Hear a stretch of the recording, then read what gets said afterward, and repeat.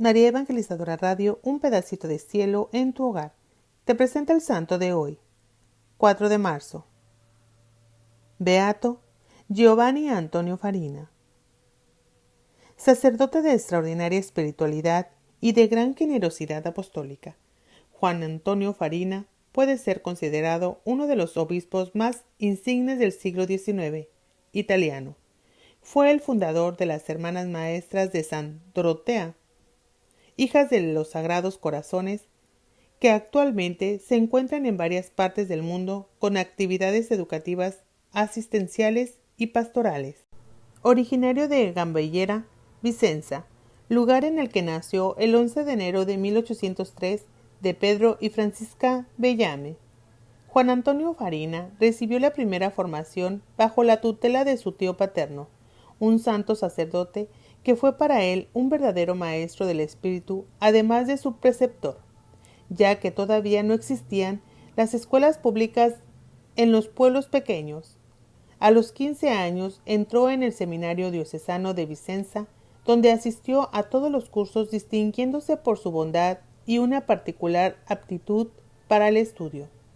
A los 21 años, mientras todavía asistía a los cursos de teología, fue destinado a la enseñanza en el mismo seminario, revelando así sus marcados dotes como educador. El 14 de enero de 1827 recibió la ordenación sacerdotal y poco después obtuvo el diploma que lo habilitaba en la enseñanza de las escuelas de primaria. En los primeros años de su ministerio se ocupó de varios encargos: la enseñanza en el seminario durante 18 años, la capellanía en la parroquia de San Pedro en Vicencia por 10 años, y la participación en distintas instituciones culturales, espirituales, caritativas de la ciudad, entre las cuales la dirección de la Escuela Pública Primaria y Superior.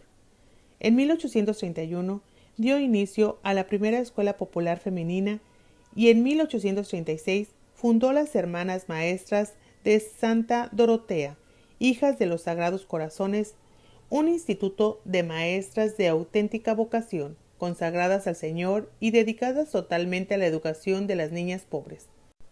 Poco después, quiso también que sus religiosas se dedicasen a las hijas de familias acomodadas, a las sordomudas y a las ciegas. Más tarde, las envió a la asistencia de los enfermos y de los ancianos en los hospitales, en los asilos y en sus domicilios. El 1 de marzo de 1839 obtuvo el decreto de alabanza del Papa Gregorio XVI. La regla por él redactada permaneció en vigor hasta 1905, año en que el instituto fue aprobado por el Papa Pío X, quien había sido ordenado sacerdote por el obispo Farina. En 1850 fue nombrado obispo de Treviso y recibió la consagración episcopal el 19 de enero de 1851. En esta diócesis desarrolló una variada actividad apostólica. Enseguida inició la visita pastoral y organizó en todas las parroquias asociaciones para la ayuda material y espiritual de los pobres. Incluso llegó a ser llamado el obispo de los pobres. Propagó la práctica de los ejercicios espirituales y la asistencia a los sacerdotes pobres y enfermos. Cuidó la formación doctrinal y cultural del clero y de los fieles y la institución y catequesis de los jóvenes.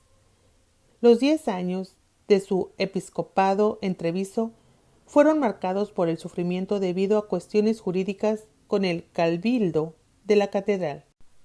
Esta situación condicionó la realización de su programa pastoral, obstaculizando varias iniciativas y llegando a impedir la celebración del sínodo diocesano.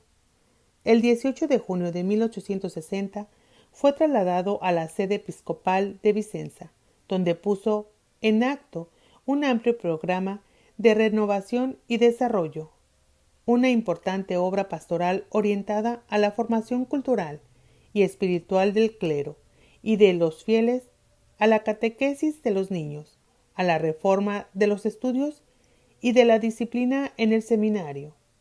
Convocó el sínodo diocesano, que no había sido celebrado desde el año 1689. En su visita pastoral A veces recorría kilómetros a pie o a lomos de una mula para poder llegar a los pueblos de montaña que no había visto nunca un obispo. Instituyó numerosas confraternidades para socorrer a los pobres y sacerdotes ancianos y para la predicación de ejercicios espirituales al pueblo. Propagó una profunda devoción al Sagrado Corazón de Jesús, a la de la Virgen María y a la Eucaristía. Entre diciembre del año 1869 y junio de 1870 participó al Concilio Vaticano I, donde hacía parte de los que sostenían la definición de la infalibilidad pontificia. Los últimos años de su vida fueron señalados con públicos reconocimientos por su labor apostólica y su caridad, pero también con fuertes sufrimientos e injustas acusaciones frente a las cuales él reaccionó con el silencio, la paz interior y el perdón, en fidelidad a su propia conciencia y a la regla suprema de la salvación de las almas. Después de una primera grave enfermedad en 1886, sus fuerzas físicas se fueron debilitando gradualmente hasta el momento en que un ataque de apoplejía lo llevó a la muerte el 4 de marzo de 1888. Su mensaje de santidad. Juan Antonio Farina fue un pastor solícito que no conoció la mediocridad y caminó constantemente hacia las cumbres de la santidad. Sostenido por su celo sacerdotal, educaba a la juventud, animaba la vida cristiana y se le dedicaba a formar sacerdotes misericordiosos y orantes, como él mismo demostraba con su vida. La virtud que más llamaba la atención en él es la caridad heroica. Era conocido como el hombre de la caridad. Los pobres, los infelices, los abandonados, los que padecían todo género de sufrimiento, eran el objeto de su ternura y de sus cuidados. Siendo obispo, se ofreció como voluntario para asistir espiritualmente y corporalmente a los enfermos en el hospital, arrastrando con su ejemplo a sus sacerdotes. La suya era una caridad inteligente, previsora. Como verdadero educador comprendió el rol de la escuela en la reforma de la sociedad, la necesidad de colaboración entre la escuela y la familia, la importancia de la preparación del personal docente. Concibió la educación orientada a la formación integral de la persona humana, a la práctica religiosa y a la caridad fraterna. Su lema era: la verdadera ciencia consiste en la educación del corazón, es decir, en el práctico temor de Dios.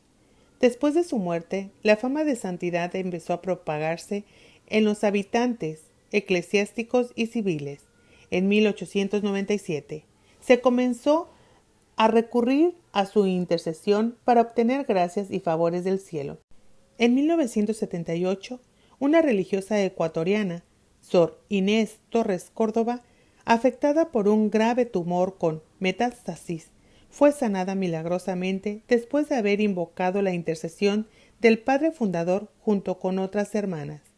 El obispo de la Caridad, que vivió en una difícil situación histórica de la Iglesia italiana del siglo XIX, tiene un auténtico valor de actualidad y posee aún hoy día la fecundidad espiritual de las personas, la proa en la Iglesia y para la Iglesia del tercer milenio.